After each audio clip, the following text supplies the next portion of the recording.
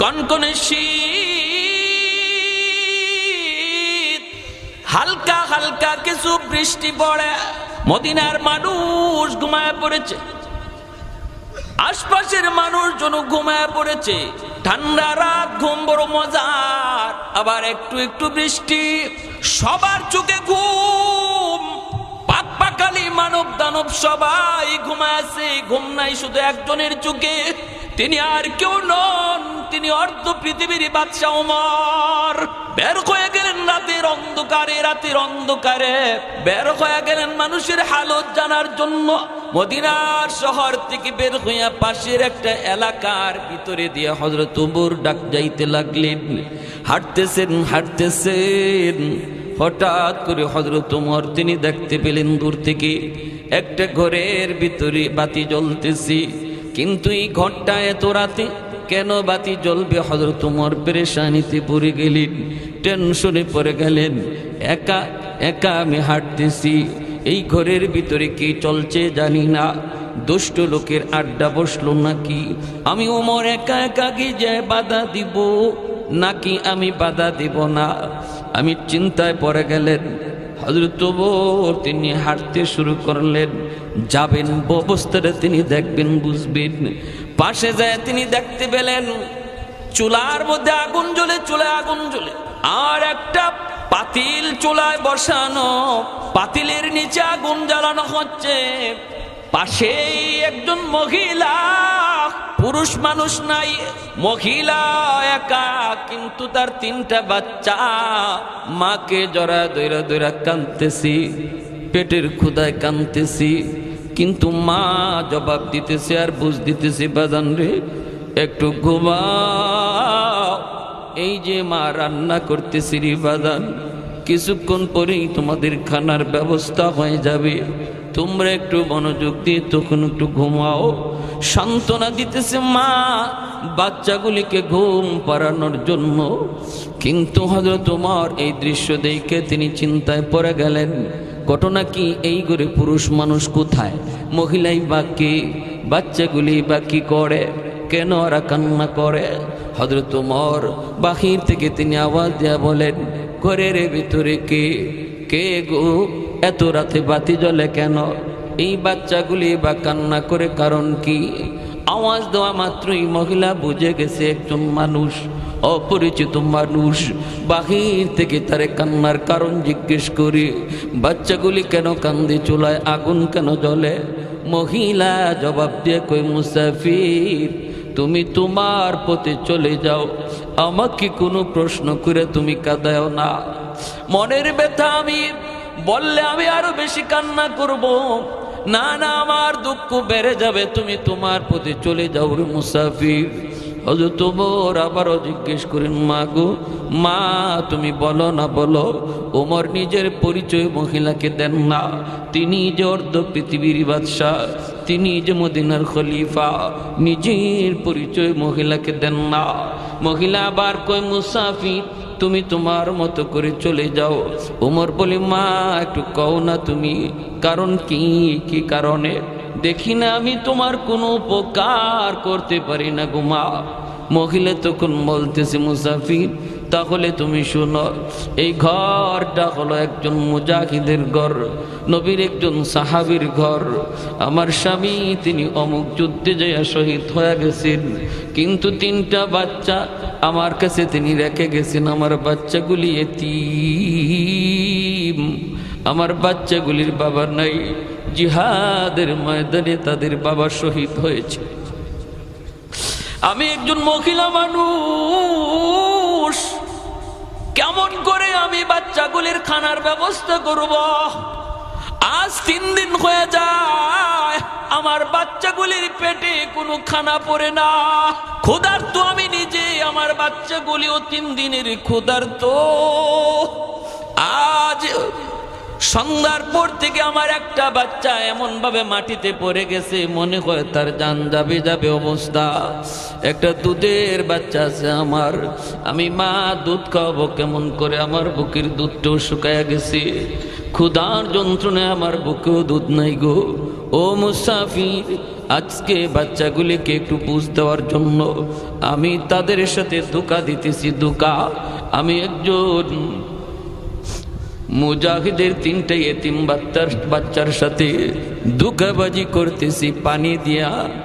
এই পানিতে কিছুই নাই, কিছুই নাই, শুধু চুলায় আগুন জ্বালাইছি তাদেরকে একটু ঘুম পাড়ানোর জন্য।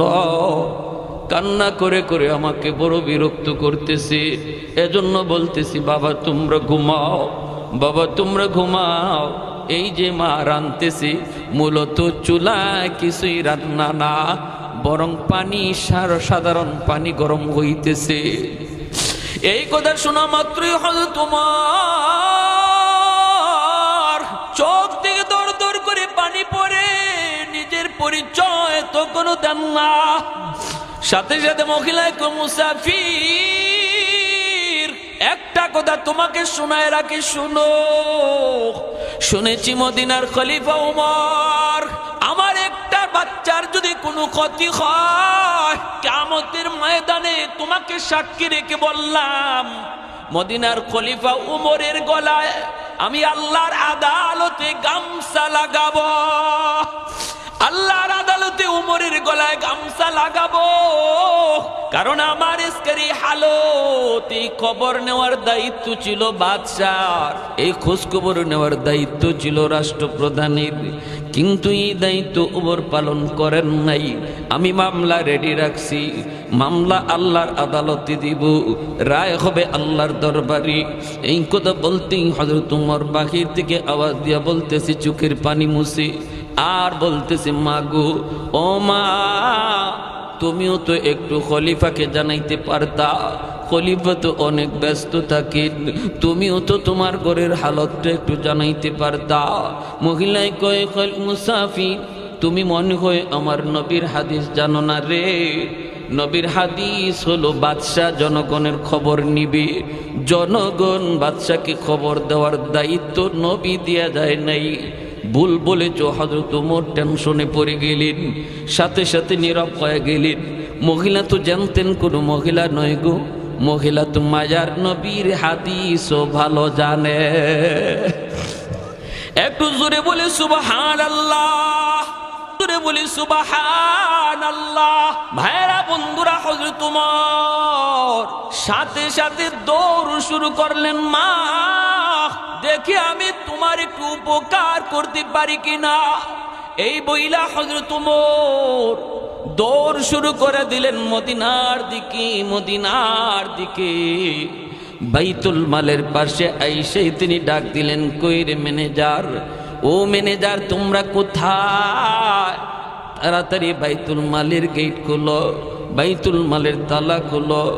দৌড়ায়া কইরা সবাই হাজির হয়ে গেল। এত রাত্রি খলিফা তিনি ডাকতেছেন, না জানি কুপের কোন সমস্যা হয়ে গেছে, না জানি কোন মুশকিল ঘরে ঘটে গেছে।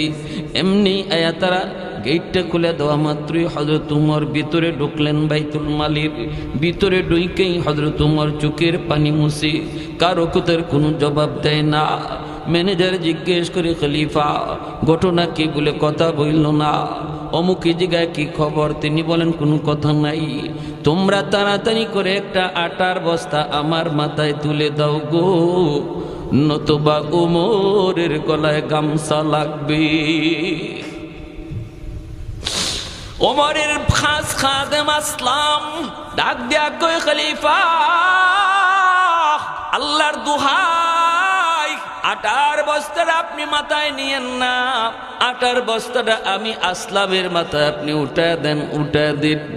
হযরত ওমর ডাক দিয়ে কই, আসলাম রে, কিয়ামতের ময়দানে উমরের গলায় গামছা লাগবে, গামছা তুই আসলামের গলায় লাগবে না, অতএব বস্তা তোর কাঁধে না। যদি উমর রে বাঁচাইতে চাও, তাড়াতাড়ি করে উমরের মাথায় তোমরা আঠার বস্তা উঠে দাও। सिद्दीक तेरा नाम से इस्लाम रहेगा, सिद्दीक तेरा नाम से इस्लाम रहेगा, दुनिया की सदाकत में तेरा नाम रहेगा, दुनिया की सदाकत में तेरा नाम रहेगा।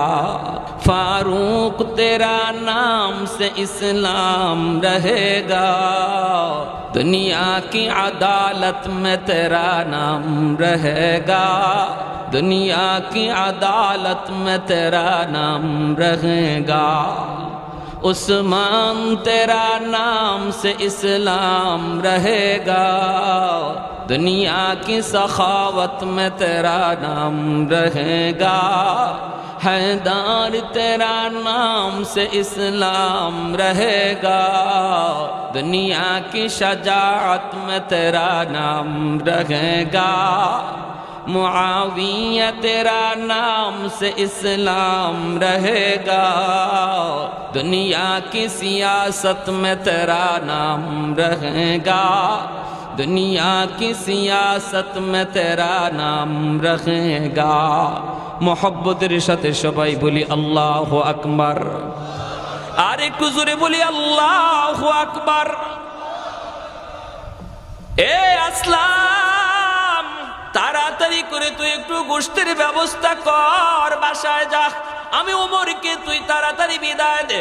যদি ওমরকে বাঁচাইতে চাও, ওমরের পিছনে পিছনে গোশতে লইয়া তুমি দৌড়াও।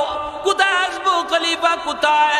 মদিনার পাশে একটা গ্রাম, রাস্তার কিনারে একটা ঘর, ভাঙ্গা চোরা ঘর, ঘরের ভিতরে 3টা এতিম বাচ্চা, একজন মহিলা, শহীদের 3টা এতিম বাচ্চা রয়েছে। রে আসলাম, দৌড়ায় তুই পিছনে পিছনে আয়, নগদ যা কোনো গোশত পাও কিনা দেখো।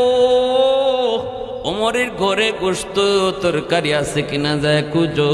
আসলাম পিছনে পিছনে গোশতের তরকারি নিয়ে দৌড়ায়। আর হযরত ওমর অর্ধ পৃথিবীর বাদশা, যার আঙ্গুলের ইশারায় অর্ধ জাহান চলে, যিনি চালায় মদিনার মসজিদে বসে, কখনো কখনো মদিনার কোনো গাছের নিচে বসে যিনি অর্ধ পৃথিবী চালায়। ভাইয়েরা বন্ধুরা, তিনি মাথার মধ্যে আটার বস্তা নিয়ে দৌড়ান। পিছনে আসলাম, দরজার পাশে যাইয়ে তিনি ডাক দেয়, মা, ও মা, দরজা খুলো। বাইরে এত বড় ঘটনা শুনাইতেছি, কার কই যিনি আর অর্ধ পৃথিবীর বাদশা। এত নরম দিল কেমনে হলো, এত সুন্দর আখলাক কেমনে হলো, কেমনে হলো? কয় কেমনে হলো, এমনে হয়েছে। কোরআনের সাথে আসার আগে, নবীর সোহবতে আসার আগে যাকে কেউ চিনত না, তিনি নবীর সোহবতে আইসা কোরআনের প্রতিষ্ঠানে পইরা তিনি হয়ে গেলেন একজন মানব, শুধু নন, মহামানব হয়ে গেলেন। সূরা কন্যা সুবহানাল্লাহ। কারণ এই কোরআনের প্রতিষ্ঠানে লেনিনের আদর্শ শেখানো হয় না, কালমার্সের আদর্শ শেখানো হয় না, মাও সেতুংয়ের আদর্শ শেখানো হয় না, কোনো নেতা নেত্রীর আদর্শ মাদ্রাসায় পড়ানো হয় না। মাদ্রাসায় যদি পড়ানো হয়, বিশ্ব নবীর শ্রেষ্ঠ আদর্শ পড়ানো হয়, যেই আদর্শ একজন বাদশাকে অসাধারণ মানুষ বানায় দেয়। দরজার পাশে যা ডাক দিলেন, মা, দরজাটা খুলো, আমি মুসাফির, কিছু খানার ব্যবস্থা করেছি। হযরত ওমর পর্দার আড়াল থেকে তিনি একটু তাদেরকে খানার ব্যবস্থাটা দিয়ে দিলেন। চুলায় তিনি আগুন ধরানোর জন্য আপ্রাণ চেষ্টা করতেছেন। মাটির চুলায় ওমর তিনি আগুন জ্বালাবেন, সহজে তো আগুন ধরে না। ধোঁয়া আর ধোঁয়া, ওমরের নাক মুখ চোখ লাল করে দিতেছি, কষ্ট আর কষ্ট, চোখ দিয়া পানি পড়তেছে তোমার যন্ত্রণায়। তখনও ওমর কান্দের কইরে, দুনিয়ার ধোঁয়া, এই দুনিয়ার ধোঁয়ার চেয়ে ওমর জাহান্নামের আগুনের কষ্ট অনেক বেশি।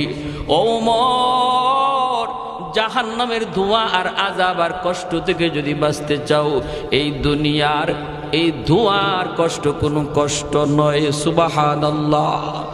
এইভাবে তিনি কষ্ট করে করে চলে আগুন ধরায়া আসলামের আনা রেডিমেড গোশত আর রুটিটা পাশে দিয়া হযরত ওমর তিনি চলে যাবেন। আর বলতেছেন, মা গো, এখানে কিছু গোশত আছে আর রুটি আছে গো মা, বাচ্চাগুলিরে তুমি আপাতত এখনই খাওয়াও, আর আটা আমি রেখে দিয়েছি বস্তার ভিতরে, প্রয়োজনে তুমি বস্তা থেকে আটা নিয়ে পরবর্তীতে রান্না করো, এখন নগদ বাচ্চাগুলিরে কিছু তুমি খাওয়াও।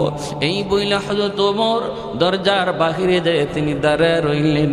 মহিলা বাচ্চাগুলির নিয়ে খানার ব্যবস্থা করতেছে। 3টা বাচ্চা যেন আসমানের চাঁদ হাতে পেয়েছে। খুশিতে বাচ্চাগুলি মাকে চুমু খায়, আর বাচ্চাগুলি কয়, মা মুসাফির মনে হয় কোনো মানুষ নন, ইনি মনে হয় আল্লাহর পাঠানো ফেরেশতা। মাও কান্দে, বাচ্চাগুলি হাসে। মা কই, বাজান মনে হয় তোমাদের কষ্ট আর তোমাদের চিৎকার আর তোমাদের কান্না আল্লাহর দরবারে কবুল হয়ে গেছে রে বাজান, আল্লাহ মনে হয় কোন ফেরেশতা পাঠাইছে। এই বইলা বাচ্চাগুলির মা খাওয়াইতেছে।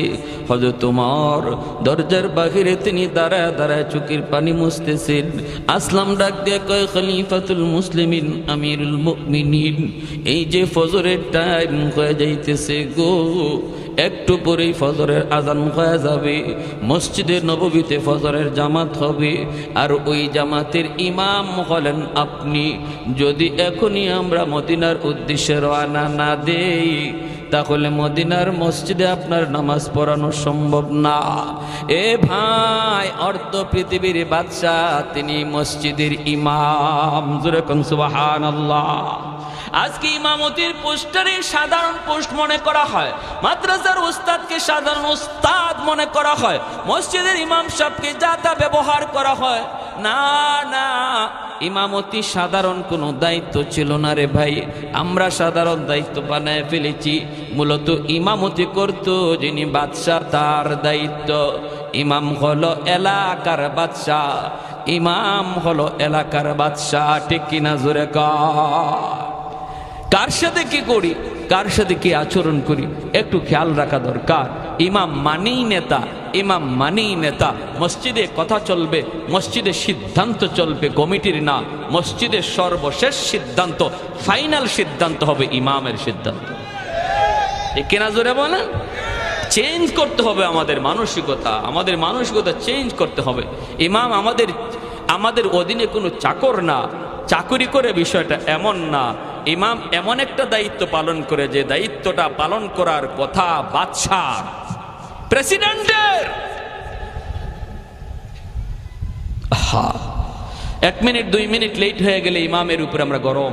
মসজিদে ঘড়ির দিকে তাকাই, এখনো মদিনার শরীফে রুসুম চালু আছে, আজানের টাইম দেওয়া আছে, আজান কয়টায় হবে, কিন্তু জামাত কয়টায় দাঁড়াবে এখনো পর্যন্ত নবীর দেশে টাইম উল্লেখ নাই।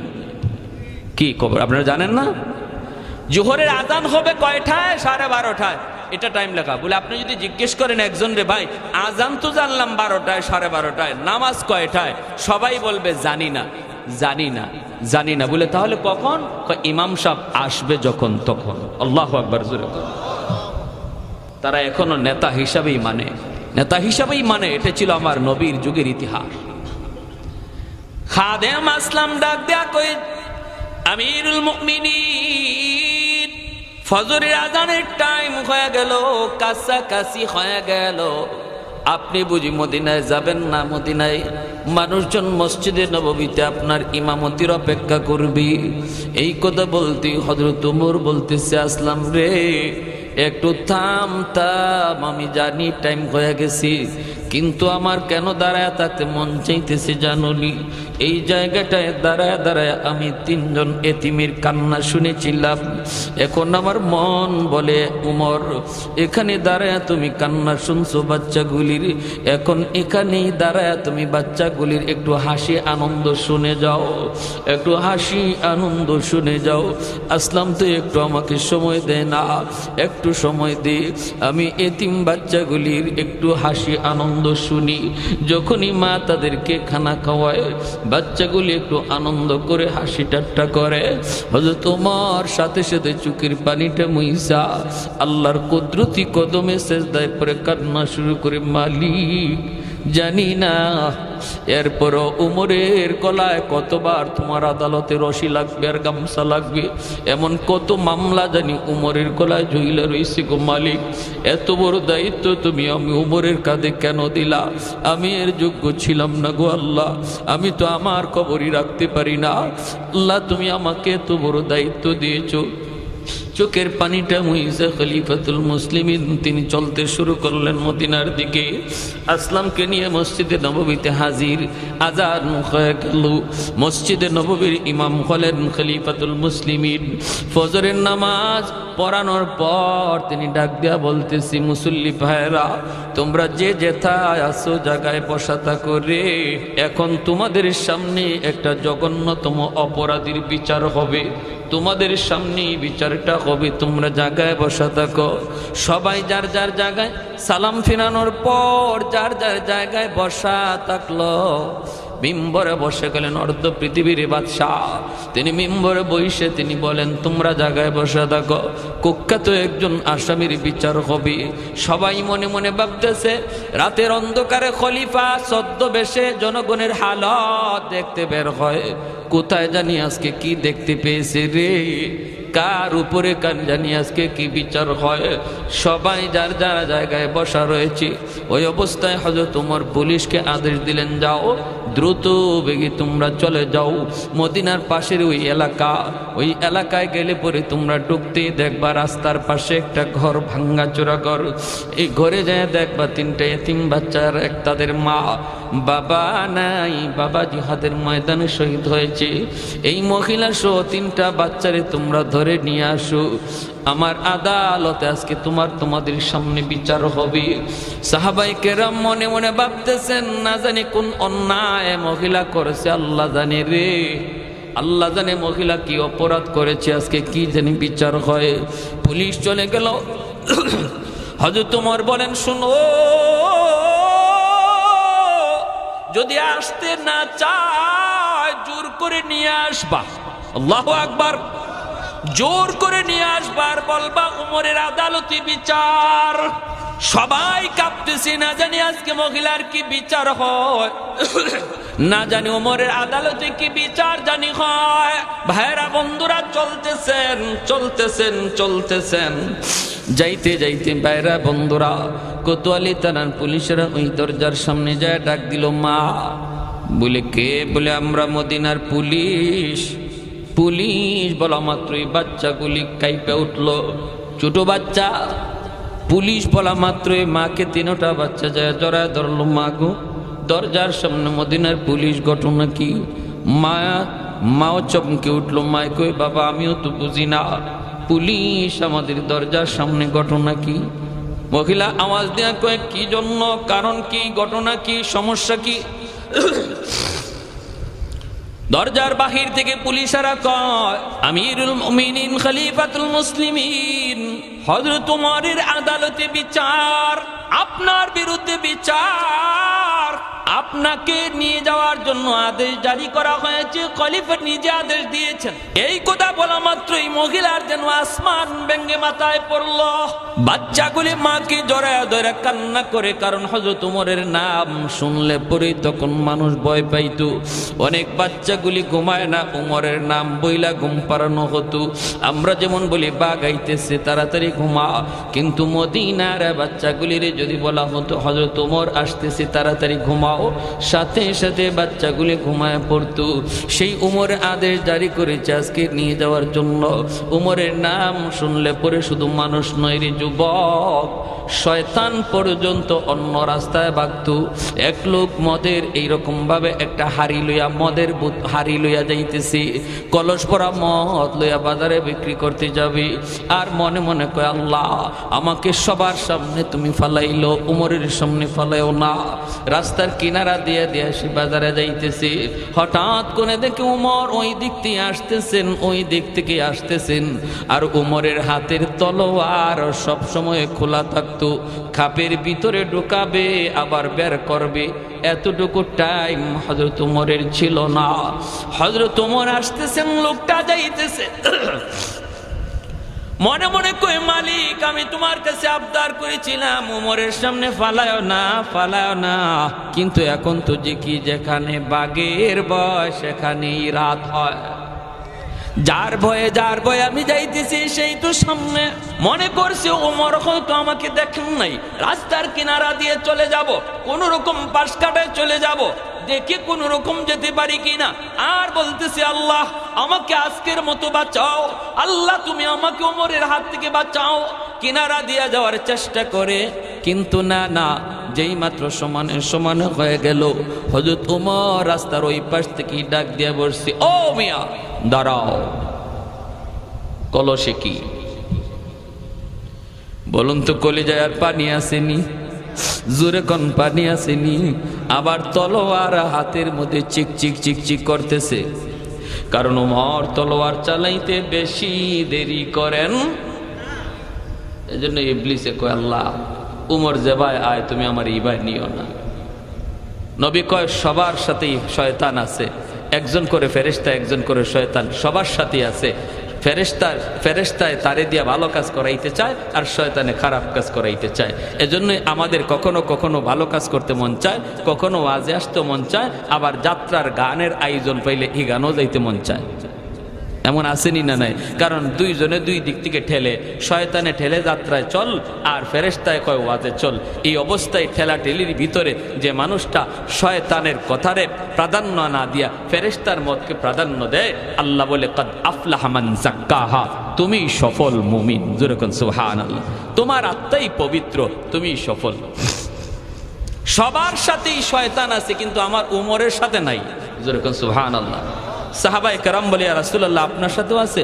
নবী কয় আমার সাথেও শয়তান আছে, তবে আমার শয়তান কালেমা পড়ে মুসলমান হয়ে গেছে।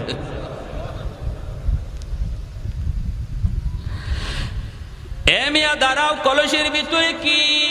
লোকটা ভয়ে ভয়ে কয়, হুজুর কলসের ভিতরে দুধ। কলসের ভিতরে দুধ যদি কয় মদ, তাহলেই তো সাথে সাথে এখন কল্লা যাবে। বাঁচার জন্য বলতেছে কলসের ভিতরে দুধ। হযরত ওমর তিনি এইবার চলে যাওয়ার কথা বিশ্বাস কইরা, লোকটাও মনে করেছে ওমর হয়তো বলবে ঠিক আছে বাজারে চলে যাও, ঠিক আছে যাও, কিন্তু না, হযরত ওমর কয় দুধ না, অন্য কিছু, ঢাকনা সরাও আমি দেখব। লোকটা এবার ঢাকনা সরাবে কেমন করে? হাতে কাঁপে, বডি কাঁপে, পুরা বডি কাঁপতেছে, চোখ থেকে পানি পড়তেছে, মাথা ঝুঁকায়া গেছে, আর বলতেছে মালিক, ও মালিক, জীবনের জন্য তওবা করলাম, আর জীবনে মদের ব্যবসা করব না, আর মদের দ্বারে কাছে যাব না। আজকের মতো তুমি আমাকে ওমরের হাত থেকে বাঁচাও, কাটি দিলে তওবা করলাম।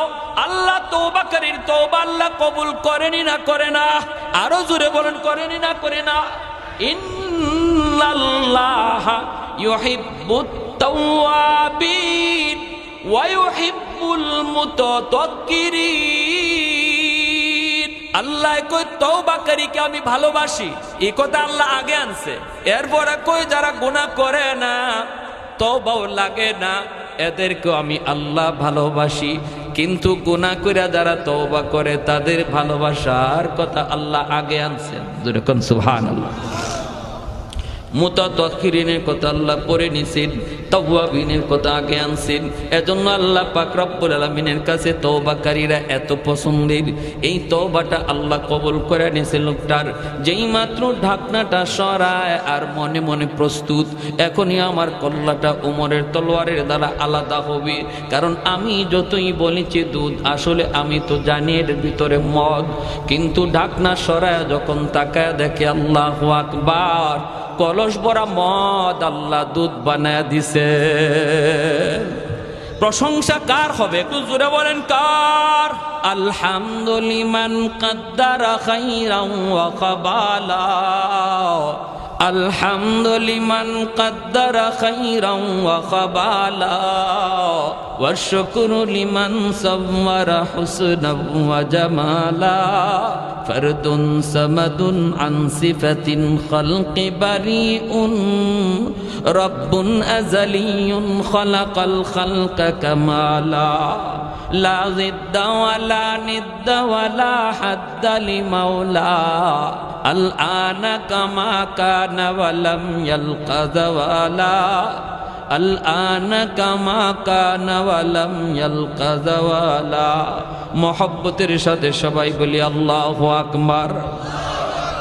ভাইরা বন্ধুরা, সেই উমর নাম শোনা মাত্রই মহিলা ভয় পেয়ে গেল। বাচ্চাগুলি ভয় পেয়ে গেল। এইবার মহিলায় কই আমি তো কোনো অন্যায় করি নাই, কোনো অন্যায় করি নাই, তাহলে আমার বিরুদ্ধে কি বিচার? বিচার তো হবে যে অন্যায় করে আমি তো কোনো অন্যায় করি নাই। সাথে সাথে বাহির থেকে পুলিশেরা ডাক দেয়া কয় মা গো তুমি যদি যেতে না চাও তাহলে খলিফার নির্দেশ তোমাকে জোর করে যেন নিয়ে যাওয়া হয়। এইবার তো মহিলা কলিজা আরো কেঁপে উঠল। ঘটনা কি না জানি আমি কোন অন্যায় করেছি, বুঝেছি গত রাতের মুসাফির। আমি যে বলেছিলাম উমরের গলায় গামছা লাগাইয়া বানব, এই কথাটা মনে হয় মুসাফির যায়া কইয়া দিছে। মনে হয় মুসাফির আমার উপকারও করেছে, কথাটা মনে হয় খলিফার কাছে যায় মুসাফির বইলা দিছে রে, এজন্য আমার উপর এতটা খেপছে। ঠিক আছে আমিও চললাম, প্রয়োজনে কল্লা দিব, মাথা দিব, ন্যায় কথা বলবো, নবীর হাদিসের কথা ওমরকেও শোনায় আসব, প্রয়োজনে যদি আমার জীবন দিতে হয় আমি দিব। আমি তো কোনো অন্যায় কথা বলি নাই, আমি তো কোনো মিথ্যা কথা বলি নাই, আমি মায়ার নবীর হাদিসের কথা বলেছি। মহিলা রওনা দিয়া দিল, দুধের বাচ্চাটা মায়ের কোলে, আর দুই দিকে দুইটা বাচ্চা মাকে জড়ায় ধরছে। কবুতরের বাচ্চার মতো বাচ্চাগুলি কাঁপতেছে ডরে। আজকে যদি আমাদের মাও আমাদের কাছ থেকে বিদায় নেয় গো, আমরা কার কাছে থাকবো, কার কাছে ঘুমাবো? বাবা হারাইলাম, এবার যদি মাকেও হারাই কার কাছে যাব? বাচ্চাগুলি মাকে জড়ায় ধরে কাঁদতেছে আর যাইতেছে। মদিনার মসজিদের মুসল্লি যার যার জায়গায় বসা, একটু পরেই কুখ্যাত একজন আসামির বিচার হবে, তাও একজন মহিলা। কি জানি করেছে মহিলা রাতের বেলা, ওমর নিজের চোখে হয়তো দেখছেন, কারণ তিনি তো রাতে ঘুরে ঘুরে বেড়ান। ভাইরা বন্ধুরা সবাই বসা রয়েছে মিম্বরের ভিতরে, অর্ধ পৃথিবীর বাদশাহ আমিরুল মুমিনিন হযরত ওমর বসা। মহিলাকে নিয়ে মসজিদের গেইটির ভিতরে যায় ঢুকবে।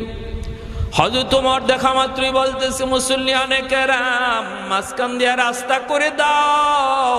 মহিলা আওয়াজটা শুই না মিম্বরের দিকে তাকায়, তাকায় দেখি ঝাপসা ঝাপসা চেহারাটা চিনা যায়, গত রাতের মুসাফিরের মতোই লাগতেছে। আল্লাহু আকবার। মিম্বরে বসা মানুষটার চেহারা গত রাতের মুসাফিরের মতোই লাগে, আর একটু আগায় আর একটু আগায়। এইবার মহিলা বুঝে গেছে, কাছাকাছি আইসা নিশ্চিত হয়ে গেল মহিলা হায়রে যিনি খলিফার আসনে বসা, মিম্বরে বসে যিনি আমাকে আদেশের নির্দেশ দিয়েছেন, হায় আল্লাহ আমি তো কি চিনি না, আমি তো না চিনা তারে বকা দিয়া ফেলছি, আমি তো না চিনা তারে কয়া ফেলছিলাম তার গলায় গামছা লাগাবো আল্লাহর আদালতি। হায়রে মুসাফির তিনি তো আমিরুল মুমিনিন উমর, চেহারায় তো তিনি তো গত রাতের মুসাফির, না জানি আজকে আমার কি বিচার হয়। আমি তো সরাসরি তার এই কথাটা বলে ফেলেছিলাম। মহিলা এবার কাঁপে, বাচ্চাগুলিও কাঁপতেছে, ভয়ে ভয়ে কাঁপতেছে, সামনের দিকে যাইতেছে। হযরত ওমরের কাছাকাছি যাওয়া মাত্রই মহিলা কিছু বলার আগেই হযরত ওমর ডাক দিয়া কই মুসল্লিয়ানে কেরাম আজকে তোমরা ভালো করে শুনে রাখো রে, আজ আমি আমার এক বোনকে সামনে এনেছি, যার স্বামী অমুক যুদ্ধে তিনি শহীদ হয়েছেন। এই 3টা বাচ্চা হলো তার এতিম বাচ্চা, দায়িত্ব পড়ছে মায়ের কাঁধে, কিন্তু মা মহিলা মানুষ কেমন করে বাচ্চাগুলির খাওয়াবে, লালন পালন করবে? আজকে 3 দিন হয়ে যায় তাদের চুলায় আগুন জ্বলে না। আমি উমর বাদশাহ হইয়া খবর নিতে পারলাম না। হায় হায়, তোমরা সবাই উপস্থিত থাকো। হযরত ওমর চোখের পানি মুছে আর বলতেছে, মা গো এই যে দেখো আমি আগে থেকেই আমার গলায় গামছা লাগাইয়া রাখছি, এই গামছার এক মাথা দিয়ে আমি আমার গলায় বেঁধে নিয়েছি, আরেকটা মাথা মা গো তুমি তোমার হাতে ধরো আর মদিনার অলিগলি দিয়া আমারে ঘুরাও, মদিনার রাস্তাগুলি দিয়ে আমাকে ঘুরাও, তবু আল্লাহর আদালতে আমি উমরের গলায় গামছা লাগাইও না। দুনিয়ার আদালতে তোমার যা মন চায় আমি উমরের বিচার করে নাও, কারণ আমি উমর আল্লাহর আদালতকে বড় ভয় পাই, বড় ভয় পাই। যেদিন একজন বিচারককে ঘুষ দেওয়ার কোনো ক্ষমতা কারো নাই, ফোন করার কোনো ক্ষমতা কারো নাই, দুনিয়ার বিচারককে বিভিন্ন কথা ফোনের মাধ্যমে কওয়া যায়, বিভিন্ন ভাবে ম্যানেজ করা যায়। আল্লাহর আদালতে যেদিন বিচারক আল্লাহ হবেন, ওই দিন আল্লাহকে ম্যানেজ করার মতো কোনো ক্ষমতা পৃথিবীর কোনো মানুষের নাই। ওমর ডাক দিয়ে কই, মা আমি আমার গলায় গামছাটা বাঁধছি গো মা, তুমি এইবার গামছার আর একটা মাথায় ধরো, ধইরে তুমি মদিনার অলি গলিতে তুমি ঘোরাও, তোমার যা মন চায় তুমি শাস্তি দিয়ে নেও, তবু আল্লাহর আদালতে আমি উমরকে দাঁড় করায়ও না। মহিলা এবার চিৎকার দিয়ে আল্লাহর কুদরতি কদমে সেজদায় পড়ে গেছে। মহিলা কান্দের কয়, আমিরুল মুমিনিন, আমি আপনাকে গত রাতে চিনতে পারি নাই, আমি আপনারে চিনতে পারি নাই। এখন আমার বুঝ হয়েছে, মায়ের নবী বলেছেন আমার পরে যদি কোনো নবী হতো সে হতো আমার উমর। মায়ার নবী কেন এই কথা বলেছিলেন, এই কথার মর্ম আমার এখন বুঝে পড়েছে। খলিফা আমাকে মাফ করে দেন, মাফ করে দেন, আমাকে মাফ করে দেন। ভাইরা বন্ধুরা, মদিনার মানুষ সাক্ষী রয়েছে। ভাইরে, এমন সোনার মানুষগুলি যারা একসময় কেউ চিনত না, যারা ব্যবহার কি জিনিস জানতো না, চরিত্র কি জিনিস বুঝতো না, ওই মানুষগুলি কোরআনের শিক্ষায় শিক্ষিত হইয়া আর আমার মায়ার নবীর আদর্শ গ্রহণ কইরা পৃথিবীর ইতিহাসে সোনার মানুষ হয়েছে।